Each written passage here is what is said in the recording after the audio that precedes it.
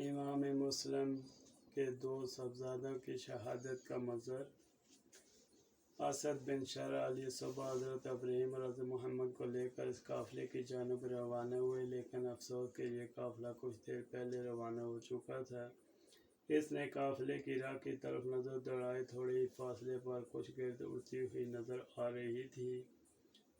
اسد بن شرح نے کہا، بچوں، وہ گرد اسی قافلے کی ہے۔ تمہارے ساتھ میرا چلنا اور دوڑنا کچھ مناسب نہیں ہے، بلکہ مسلط کے خلاف ہے۔ تم لوگ دوڑ پڑو، جلدی اس قافلے کے ساتھ مل جاؤ گے۔ معصوم بچوں نے اس کا شکریہ ادا کیا اور ایک دوسرے کے ہاتھ پکڑ کر قافلے کی جانب دوڑ پڑے۔ بچے بہت کم عمر تھے، راستہ خطرناک تھا، تیزی سے دوڑا بھی نہ جاتا تھا۔ کچھ ہی آگے چلے تھے کہ چھوٹے بچے ابراہیم کے پاؤں میں کانٹا چبھ گیا۔ اس کو سخت تکلیف ہوئی، وہ بیٹھنا چاہتا تھا اور بھائی اسے گرفتاری کے خوف سے آگے بھگانا چاہتا تھا۔ دیر تک یہ صورتحال رہی، لیکن بڑا بھائی بھی چھوٹا ہی تھا، کس طرح گھسیٹ کر لے جاتا۔ کچھ دیر کے بعد اسے رکنا ہی پڑا اور چھوٹے بھائی کے پاؤں سے کانٹا نکالا۔ تھوڑی دیر بعد جب دوبارہ قافلے کی طرف روانہ ہوئے تو گرد بھی نظروں سے اوجھل ہو چکی تھی اور قافلے کی کوئی خبر نہ تھی۔ ایک دوسرے کی آنکھوں میں آنکھیں ڈال کر زبان حال سے کہنے لگے کہ ہم اکیلے رہ گئے۔ ایک قافلہ جاتا رہا، ایک دوسرے کے گلے لگ کر رونا شروع کر دیا۔ دن کا اجالا پھیلتے ہی ابن زیاد کے سپاہی ان کی تلاش میں وہیں آ پہنچے جہاں شہزادے کھڑے تھے۔ انہوں نے معصوم چہرے کی حسن سے پہچان لیا کہ یہ خاندان نبوت کے چشم و چراغ معلوم ہوتے ہیں۔ ان کو گرفتار کر کے ابن زیاد کے پاس لے گئے۔ انہوں نے ان کے ننھے منھے ہاتھ رسیوں سے باندھ دیے اور سیاہ کوٹری میں بند کر دیا۔ یہ تنگ و تاریک اور بھیانک کوٹری دیکھ کر حیران رہ گئے۔ ایک دوسرے سے پوچھنے لگے کہ بھائی، یہ کون سی کوٹری ہے، یہ کون سا کمرہ ہے؟ ایسی کوٹری کبھی ہم نے مدینے میں تو نہیں دیکھی۔ وہ معصوم جیل کے تصور سے ناآشنا تھے، انہیں کیا معلوم کہ جیل خانہ کیا ہوتا ہے، اس لیے اداس اور غمگین ایک دوسرے سے چمٹ کر اسی خالی کوٹری میں بیٹھ گئے۔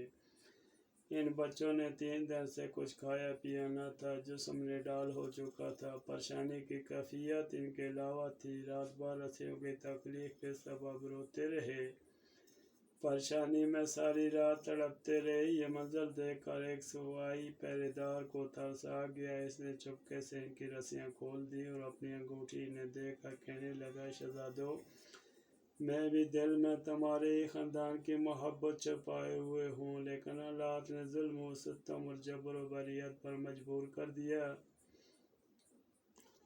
میری انگوٹھی لے جاؤ، چپکے سے چھپ آ کر قادسیہ کے مقام پر پہنچ جاؤ۔ قادسیہ میں فلاں جگہ میرا بھائی رہتا ہے، اس کا یہ نام ہے، اسے میری انگوٹھی دکھا دینا، وہ تمہیں عافیت سے مدینہ پہنچا دے گا۔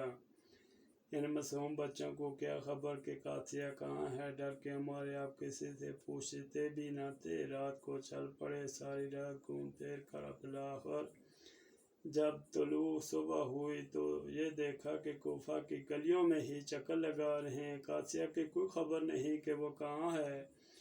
فاصلے پر دیکھا کہ ایک ویران خشک درخت کانٹا ہے جس کا خول ہے۔ چھوٹے سے معصوم بچے پھر ایک دوسرے کے گلے لگ کر رو پڑے اور درخت کے خول میں چھپ گئے۔ سارا دن تو یہاں رہے، پھر رات ہو گئی تو دیکھا جائے گا۔ وہ کھڑے ہی تھے کہ درخت کے قریب بہنے والے چشمے سے پانی بھرنے کے لیے ایک لونڈیا ادھر آ گئی۔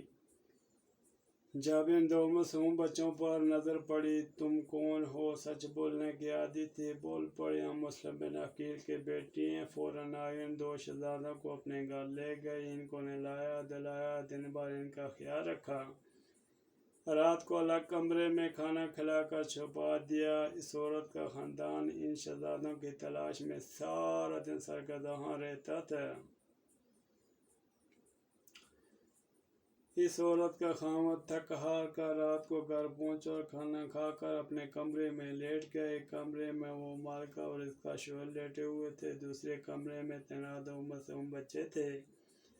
اچانک رات کو ایک اباہی خواب دیکھتا ہے کہ بہشت کا منظر ہے۔ ہمارے نانا سیدنا محمد مصطفیٰ صلی اللہ علیہ وسلم ایک مجلس میں جلوہ فرما ہیں۔ وہ بچہ دیکھتا ہے حضور کے دربار میں حضرت علی شیر خدا بھی ہیں، حضرت سیدنا عالم فاطمہ رضی اللہ عنہ بھی ہیں، حضرت امام حسین بھی ہیں اور ان کے والد حضرت مسلم بن عقیل بھی ہیں۔ حضور صلی اللہ علیہ وسلم حضرت مسلم بن عقیل سے فرما رہے ہیں کہ بیٹے مسلم بن عقیل خود آ گئے اور بچوں کو اکیلا چھوڑ آئے ہو۔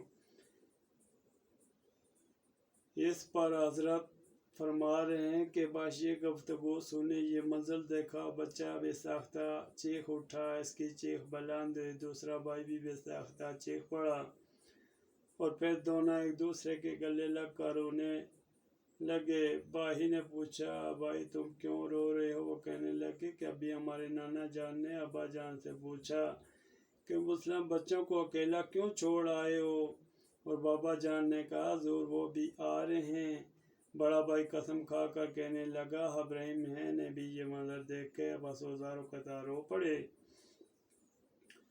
ان کی آواز بلند ہوئی تو اس ظالم کی بھی آنکھ کھل گئی۔ اس نے اپنی بیوی سے پوچھا اس کمرے میں کون بچے رو رہے ہیں؟ اس نے جواب دیا ظالم اب اس قصے کو بھول جا۔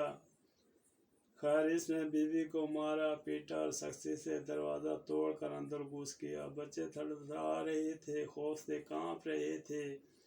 اس نے آ کر بچوں کو گھیسوں سے پکڑ لیا، تماچوں سے مارنا شروع کر دیا۔ وہ ظالم کہتا تھا کہ ظالموں میں 3 دن سے مسلسل تمہاری تلاش میں ہوں اور تم یہاں آرام سے چھپے ہوئے ہو، نہ مجھے کھانے کا ہوش ہے نہ پینے کا، تم نے مجھے بے حد پریشان کیا ہے، اب میں تمہیں نہیں چھوڑوں گا۔ بچوں نے کہا بتاؤ تو صحیح ہم نے تمہارا کیا بگاڑا ہے، تم ہمیں کس وجہ سے مار رہے ہو؟ وہ آگے کوئی جواب نہ دے سکا اور گرفتار کر کے ابن زیاد کے پاس لے گیا۔ ابن زیاد نے بھی ان بچوں کو قتل کرنے کا حکم دے دیا۔ اس شخص نے دونوں شہزادوں کو پکڑا اور شہر کے گوشے میں لے جا کر باری باری اپنی تلوار سے دونوں کو نہایت بے دردی سے قتل کر ڈالا۔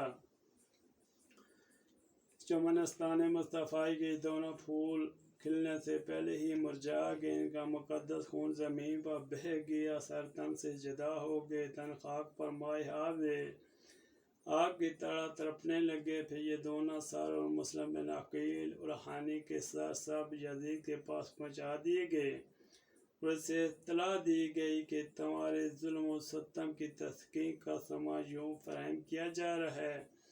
شہزادے شہید ہو گئے۔ شہادت سے پہلے وہ اس بات پر بھی پریشان رہے کہ ہم تو جا رہے ہیں لیکن کوئی ہمارے چچا حسین کو خبر کر دیتا اور انہیں پتہ چل جاتا کہ کوفی اپنے مقصد سے پھر گئے ہیں، وہ یہاں تشریف نہ لائیں۔ یہی تمنا دل میں لیے ہوئے وہ دنیا سے رخصت ہو گئے۔